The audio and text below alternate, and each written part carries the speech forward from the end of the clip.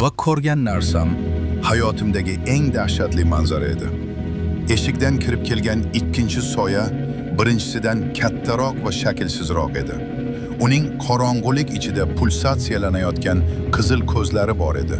Xuddi qorong'ulikning o'zi tirik jonzotga aylanganidek. Birinchi soya yelkamdagi sovuq qo'li bilan meni ushlab turgan jonzot yangi kelganga salomlashayotgandek asta bosh irg'adi. Uning loy bilan qoplangan qo'llari endi yanada aniqroq ko'rinardi. Barmoqlari uzun, ingichka va tirnoqlari yer bilan tirnalib ketgandek. Uning yonida turgan ikkinchi maxluqdan shunday sovuq taralardiki, xonadagi harorat birdan pasayib ketdi. Nafasim muzlab qolgandek edi. Qalbimda birdaniga ikkita tuyg'u paydo bo'ldi. Cheksiz qo'rquv va dahshatli tushuncha. Men bu hodisalarni qandaydir tarzda o'zim chaqirganimni tushundim.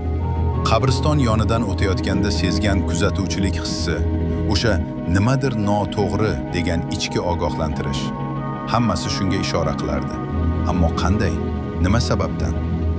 Qorong'ulikdagi birinchi jonzotning lablari g'alati tarzda egilib, dahshatli tabassumni hosil qildi. Uning ovozi xonada aks sado berdi. Go'yo minglab o'lik jonlar birgalikda shivirlayotgandek edi.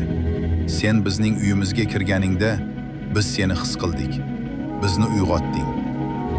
Men dahshatdan qimirlay olmayotgan edim.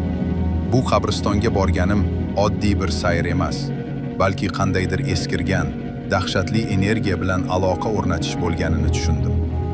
Uning qo'li yelkamni siqdi, sovug'i suyaklarimgacha yetib bordi. Ikkinchi, kattaroq soya esa asta-sekin karavotimning yoniga keldi.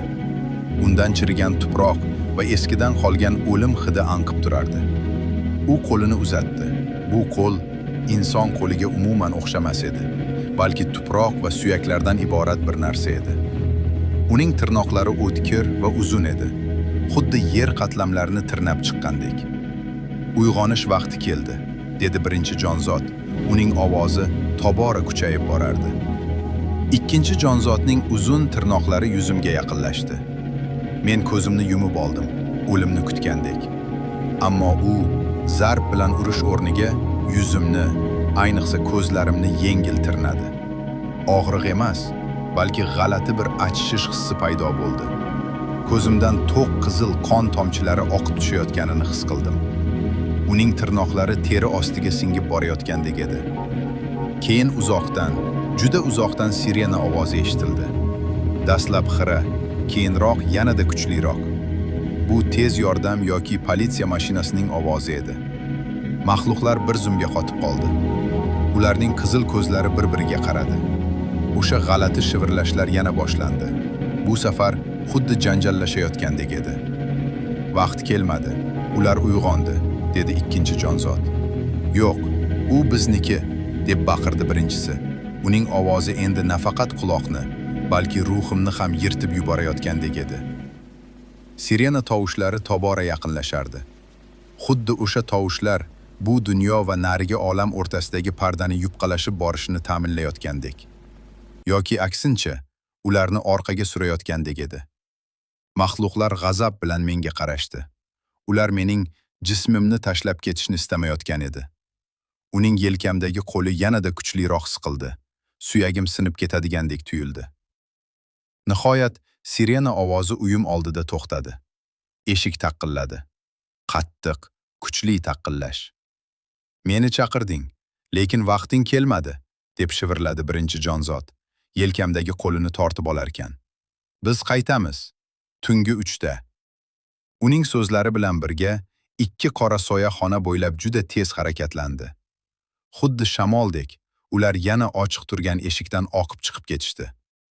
Eshik asta g'ichirlab yopildi. Xona yana zulmatga cho'mdi. Faqatgina tashqaridan kelayotgan sirena chiroqlari xonamni vaqti bilan yoritib turardi.